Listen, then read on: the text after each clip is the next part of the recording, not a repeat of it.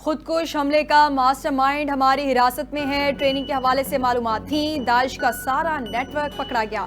یہ لوگ پیسوں کے لیے کام کرتے ہیں، ان کی ساری فنڈنگ بھارت کر رہا ہے۔ وفاقی وزیر داخلہ محسن نقوی کی میڈیا سے گفتگو، کہا اس واقعے کی پوری منصوبہ بندی افغانستان میں ہوئی ہے۔ ٹی ٹی پی، داعش اور افغان طالبان سب مل کر کام کر رہے ہیں۔ دہشت گردوں کو پہلے $500 ملتے تھے، اب $1500 ملتے ہیں۔ حالیہ واقعات میں ملوث عناصر کو جلد قانون کے کٹہرے میں لایا جائے گا۔ دعوے سے کہتا ہوں ایک دھماکہ ہوا لیکن 99 دھماکے روکے ہیں۔ یہ دہشت گردوں کا 10 گنا بجٹ کر دیں، ہم اس کو روکیں گے۔ اسلام آباد خودکش حملہ، تحقیقات میں سنسنی خیز انکشافات سامنے آ گئے۔ حملہ آور نے دھماکے سے قبل فائرنگ کی، 4 کلو بارودی مواد استعمال ہوا۔ مسجد کے ہال میں خودکش دھماکہ، بال بیرنگ کی بڑی مقدار برآمد۔ حملہ آور نوشہرہ سے پبلک ٹرانسپورٹ کے ذریعے اسلام آباد پہنچا۔ دھماکے سے قبل ہوٹل میں قیام، کنہا روڈ میں پیدل مساجد تک پہنچا۔ حملہ آور کی افغانستان آمد و رفت، باجوڑ سے نئی موبائل سم۔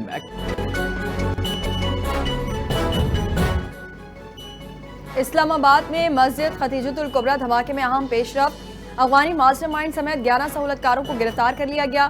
خودکش حملے کے افغان ماسٹر مائنڈ کا تعلق داعش سے ہے۔ 2 افغان باشندوں سمیت 6 سہولت کار نوشہرہ سے پکڑے گئے۔ حملہ آور کی والدہ سمیت 3 افراد راولپنڈی سے گرفتار۔ فون پر معلومات دینے والا ایک سہولت کار کراچی سے پکڑا گیا۔ رشتے میں خودکش بمبار کا بہنوئی نکلا۔ داعش نے حملے کی منصوبہ بندی، تربیت اور ذہن سازی کی۔ سیکیورٹی ذرائع کی تصدیق، کہا افغان طالبان کی سرپرستی میں داعش اور دیگر دہشت گرد تنظیمیں امن کے لیے بڑا خطرہ ہیں۔ ملک میں بڑھتی ہوئی دہشت گردی کی تازہ لہر، وفاقی وزیر اطلاعات عطا تارڑ نے تازہ واقعات کے تانے بانے حریف جماعت کے ساتھ جوڑ دیے۔ کہا ملک میں جو دہشت گردی واپس آئی اس کے پیچھے پی ٹی آئی ہے۔ جو طالبان خان کی سوچ تھی اس سوچ کا آج خامیازہ بھگت رہے ہیں۔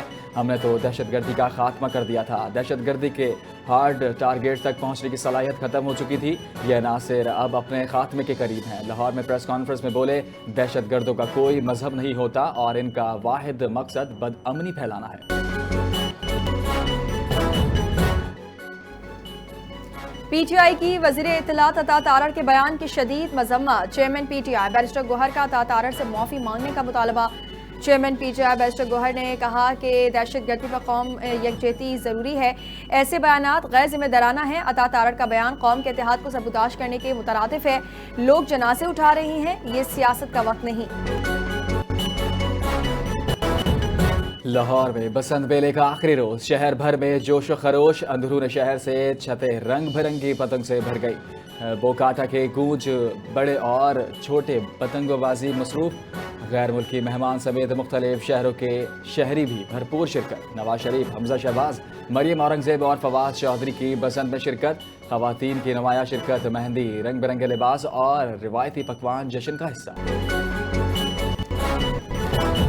انتہا پسندی کا مرکز افغانستان عالمی امن کے لیے سنگین خطرہ قرار، عالمی محققین نے متفقہ موقف میں کہا کہ طالبان حکومت ناقابل اعتماد ہے۔ افغان جریدے افغان انٹرنیشنل کی رپورٹ کے مطابق طالبان حکومت غیر مستحکم اور وقتی اقتدار پر قائم ہے۔ روسی اور ایرانی تجزیہ کاروں نے انتباہ کیا کہ طالبان پالیسیاں غیر پائیدار ہیں۔ طالبان پہلے سے زیادہ ناقابل اعتماد ہو چکے ہیں۔ انتہا پسندی اور سخت پالیسیوں سے طالبان حکومت کے خاتمے کے خدشات میں اضافہ ہوا ہے۔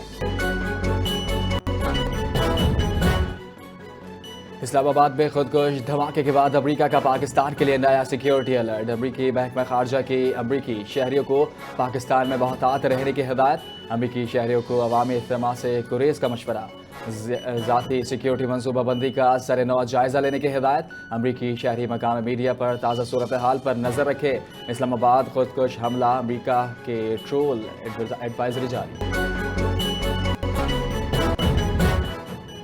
غزہ بورڈ آف پیس کی پہلی میٹنگ 19 تاریخ کو واشنگٹن میں منعقد ہوگی۔ میٹنگ کے دعوت نامے جاری، صدر ٹرمپ بطور چیئرمین میزبانی کریں گے۔ برطانیہ، فرانس اور ناروے کا غزہ بورڈ میں شمولیت سے انکار، یورپی ممالک نے موقف اختیار کیا۔ پیس بورڈ اقوام متحدہ کی حیثیت کو چیلنج کرتا ہے۔ غزہ بورڈ آف پیس کا مقصد حماس کو غیر مسلح کرنا اور غزہ کی تعمیر نو کرنا ہے۔ پاکستان سمیت 25 ممالک کی شمولیت، اسرائیلی وزیر اعظم بھی آمادہ ہو گئے۔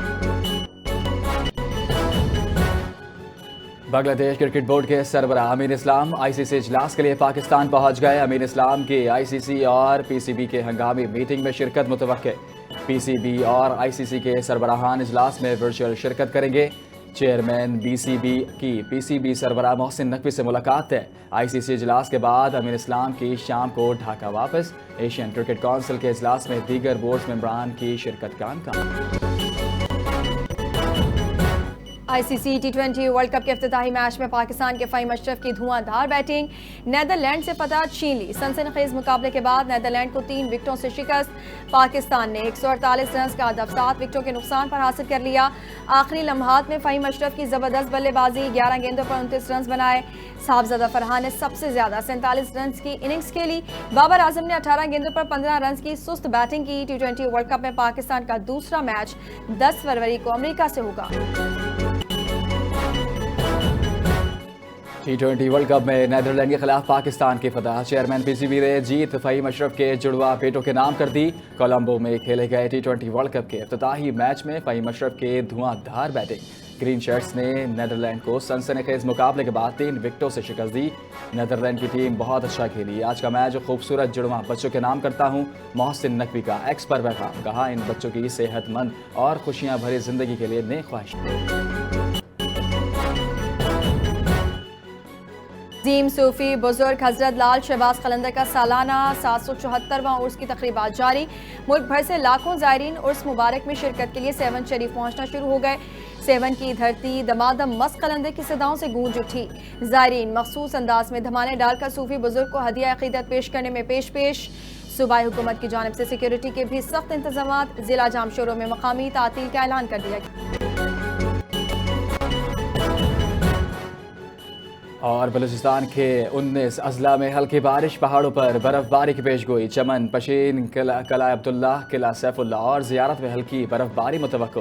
خیبر پختونخوا کے بیشتر اضلاع میں منگل تک برف باری اور بارش کا امکان ہے۔ ناران، کاغان، کلام، چترال میں سڑکیں بند ہونے کے باعث پھسلن کا خدشہ۔ PDMA کے ضلع انتظامیہ کو الرٹ رہنے اور پیشگی اقدامات کے